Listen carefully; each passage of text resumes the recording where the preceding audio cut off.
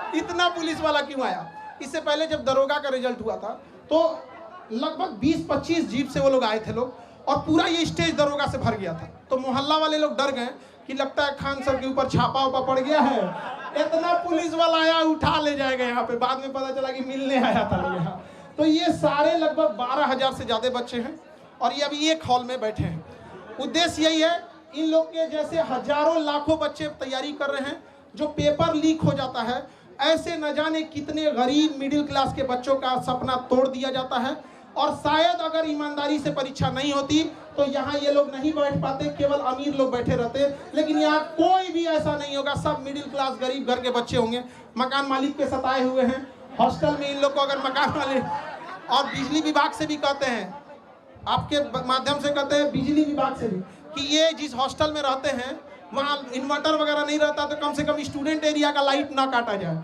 आप लोग सहमत है कि नहीं जी? स्टूडेंट एरिया का 2-2 घंटा लाइट काट देता है, ऐसा कहता है कि दुनिया भर में बिजली दे रहे हैं, यहाँ पे मंगल ग्रह पे बिजली सप्लाई करेगा, पहले विद्यार्थी के देते बिजली यहाँ पे। नीट परीक्षा के लिए इनका कहना है, तो कुछ पत्रकार हम टीचरों को कहीं कह रहे हैं कि हम लोग के पास पता नहीं क्या बुद्धि वगैरह का, उनका कहना है कि हम लोग के पास इतना बुद्धि नहीं है। अजीब हाल है।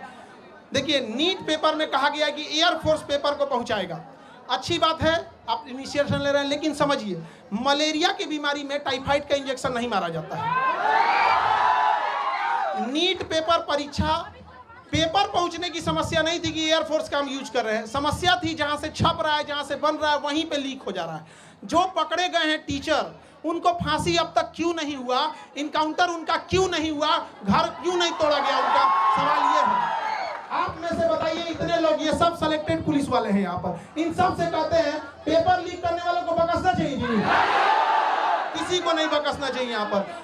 और ये अगेन सरकार प्रयास कर रही है, एयरफोर्स भी इसमें ला रही है, बट समझिए ध्यान से, एयरफोर्स क्या करेगी? पेपर तो नहीं छापेगी, एयरफोर्स ट्रांसपोर्टेशन का काम करेगी, हेलीकॉप्टर से ड्रॉप कर देगी। लेकिन जहां से छप रहा है उन बेईमानों को जब तक सजा नहीं देंगे, ऐसे ही गरीब घर के बच्चों का हक मारा जाएगा। और जब तक हम लोग हैं, हम लोग के पास एक ही शिकायत रहती है गवर्नमेंट से कि भैया पेपर तो ईमानदारी से ले लो यार, हम आपसे क्या मांग रहे हैं। ये बच्चे कुछ नहीं मांगते, ईमानदारी से पेपर मांगते हैं, अगर परीक्षा टाइम से हो।